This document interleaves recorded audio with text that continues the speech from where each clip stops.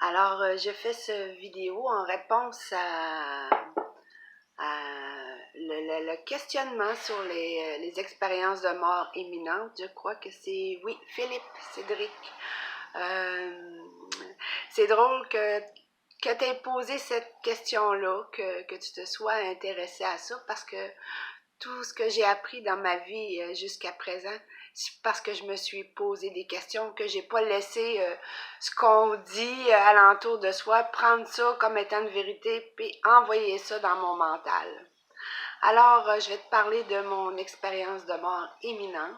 Par la suite, si tu as des questions, tu peux m'écrire sur la même page ou j'avais peut-être pensé de faire même quelque chose en direct avec les gens, si je peux aider des gens par mon vécu, par mon expérience de mort imminente.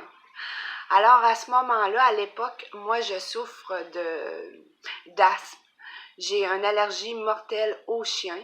Et puis, j'ai fait plusieurs crises d'asthme d'affilée. Puis, quand je suis allée à l'hôpital, on m'a retourné à la maison en disant à mes parents que j'avais comme un 24 heures là, qu'ils ne pouvaient rien faire, comme si mon sort était entre les mains de Dieu.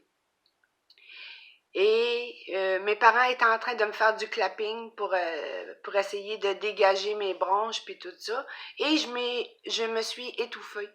Et ce que je me souviens, parce que je perdais des bouts du temps terrestre, ma mère m'a relevée, puis j'étais assise comme ça, puis elle était derrière moi, puis elle me tapait encore dans le dos pour que je reprenne mon souffle, puis elle criait à mon père, est morte, est morte, est morte. De la façon que moi je l'ai vécu, parce qu'on a chacun notre expérience, puis on a toute une vision différente des choses. J'ai senti mes sens humains me quitter. Je me suis mis de moins en moins à entendre ce qui se passait alentour de moi et même ma vision, je sentais que je quittais le plan de la Terre. Ensuite, je suis tombée, moi, dans ce que les gens appellent un tunnel. Moi, j'ai eu l'impression que c'était droit au-dessus de moi. Et puis, dans cet espace-là qui était sombre, noir, mais quand je dis sombre, noir, c'était une paix totale. C'est pas parce que c'était noir, puis c'est pas parce que c'était sombre que c'était effrayant ou épeurant. Dans cet espace-là, je me souviens encore du feeling comme si au creux de notre corps, peut-être dans le centre du corps humain, j'avais l'impression qu'il y avait un peu comme une aimant qui est là, puis que Dieu, là, aujourd'hui je l'explique comme ça, qu'il y avait un autre gros aimant que je nomme Dieu.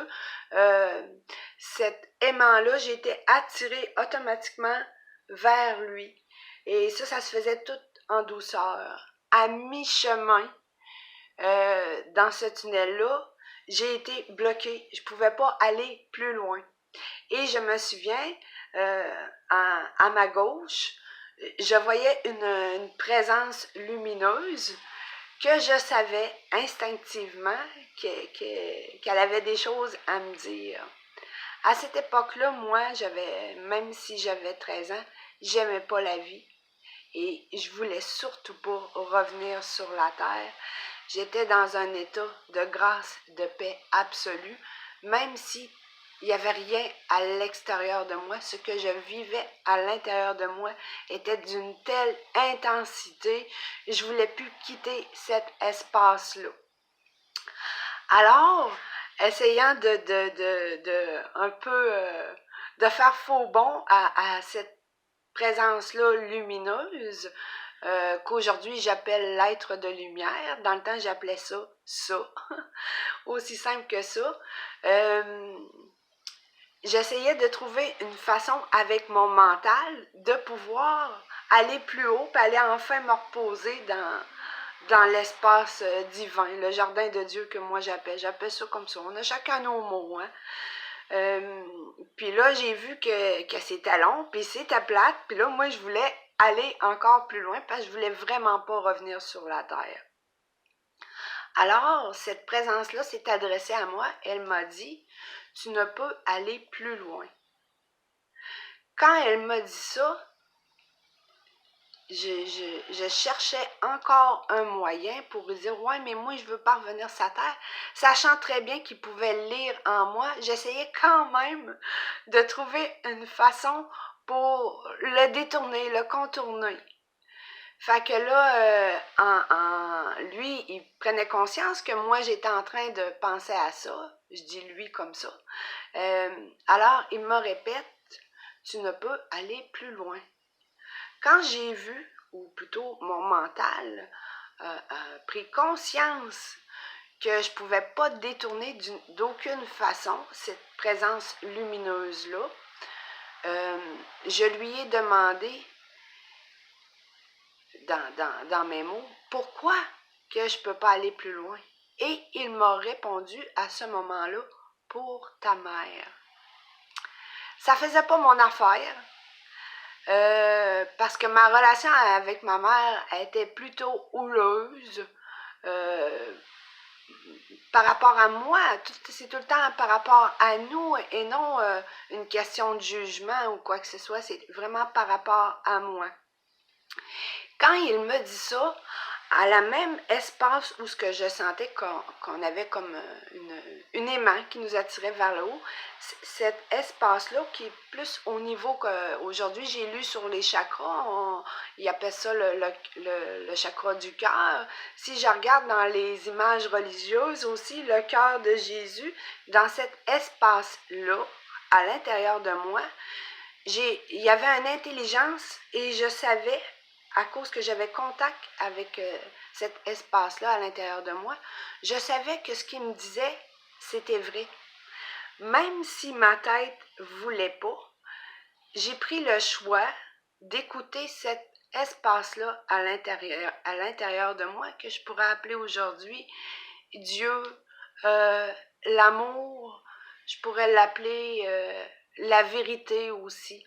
Le nom de Dieu, je le vois vraiment comme Dieu pour D pour divine, I pour intelligence, E pour esprit et U pour universalité, unité, dans le sens qu'on ne fait qu'un. Cet espace-là à l'intérieur de moi, j'en avais vraiment pris conscience qu'elle était au centre de mon être. Alors, aussitôt que j'ai dit oui, autant que j'avais monté lentement, je suis revenue vraiment dans mon corps et c'était l'enfer pour moi. Ça m'a pris des années en parler parce que je me disais tout le temps, comment se fait qu'ils ne m'ont pas gardé en haut? Comment se fait? Je ne comprenais pas pourquoi Dieu ne m'avait pas gardé en haut. Aujourd'hui, j'ai 49 ans. À cette époque-là, j'avais 13 ans. Et je peux vous dire que on finit jamais d'apprendre sur nos expériences. Je me rends compte que la vie, elle est dotée d'une intelligence extrême. Que cette intelligence-là, son rôle, c'est de nous amener à revivre des situations tout le temps pareilles pour qu'on ait un déclic, qu'on soit capable de penser par nous-mêmes. C'est vraiment ça qui est important, de penser par nous-mêmes. Essayer oui, c'est bien de regarder ce que les autres vivent, parce que même moi, je l'ai fait pour comprendre mon expérience de mort imminente, mais je m'ai toujours dit, pareil comme j'ai fait avec l'être de lumière, pourquoi? Quand on comprend les choses, là, on arrive à aimer. Aimer pas dans le sens d'attachement, mais d'avoir de la compassion pour soi-même avant tout et pour ceux qui nous entourent. En passant, même si peut-être pour ça, ça n'aura pas rapport, moi j'ai pris conscience que dans la vie, quand quelqu'un nous fait quelque chose de mal, qui nous fait du mal, ce qu'on appelle le mal, c'est notre incompréhension. On dit « ça me fait mal » parce qu'on ne comprend pas pourquoi la personne agit comme ça envers nous. Et elle-même, elle agit comme ça parce qu'elle ne sait pas comment nous, on fonctionne. On a chacun nos façons de fonctionner. Et puis, quand on demande à Dieu de comprendre, comme vous, que vous vouliez que je partage sur l'expérience de mort imminente, c'est là qu'on arrive vraiment à une compréhension de qui on est, comment on fonctionne. Et ça nous permet d'aimer les autres. Tu sais, des fois, on dit, ben, je peux pas comprendre, admettons, tu as été battu. Je peux pas comprendre que tu aimes encore tes parents si tu as été battu. C'est pas que tu aimes tes parents parce que tu as été battu. Tu es capable d'amour envers eux autres parce que tu comprends pourquoi ils sont rendus comme ça.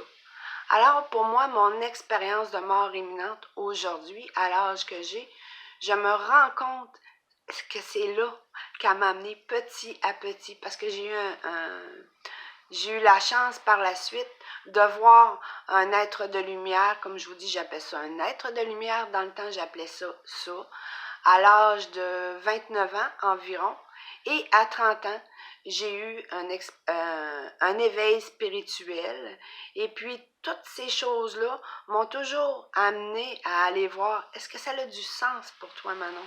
Qu'est-ce que ça fait vibrer à l'intérieur de toi? Il faut être conscient qu'au départ, on essaye de ne pas trop mettre le rationnel, des mots sur ce que l'on vit, puis aller voir en dedans, qu'est-ce que ça me fait? Mon éveil spirituel m'a amené à ça. Et je pense que le langage du cœur, ce n'est pas des mots, mais c'est vraiment un mouvement intérieur. C'est comme ça, j'ouvre une parenthèse, dans la Bible, on dit que quand ils ont construit la tour de Babel, que l'humanité s'est mise à se séparer, à se chicaner. Pour moi, la tour de Babel, c'est les paroles, les mots qui sont dans ma tête, les mots que les gens prononcent, les mots que moi je prononce. Le mental, lui, il a tellement peur de se faire avoir qu'il veut mettre des mots sur tout. C'est pas mauvais, c'est nécessaire. Sauf que quand on parle de conscience spirituelle, parce que pour moi c'est une expérience spirituelle, faire une expérience de mort imminente, on dit dans la Bible que le Verbe s'est fait chair. Alors pour moi le Verbe, c'est une action. C'est une action intérieure. Qu'est-ce qui se passe en dedans de moi? Qu'est-ce que ça l'éveille? Qu'est-ce que Dieu cherche à m'enseigner à moi? Quand on vit des expériences, que ce soit un rêve prémonitoire, que ce soit la visite d'un être de lumière, de l'écriture automatique ou semi-automatique ou inspirée, peu importe. N'oubliez jamais que c'est pour vous et c'est en vous que ça se passe. Avant tout, l'enseignement est pour vous. Il ne faut jamais oublier ça. Par la suite, quand on a compris, on peut partager ce que nous, on en a compris, la prise de conscience qu'on a fait de ça. Alors, c'est tout. Je termine mon vidéo comme ça en vous disant que je suis très heureuse de vous avoir partagé cette expérience-là. Je vous embrasse et je vous dis à la prochaine. Bye bye.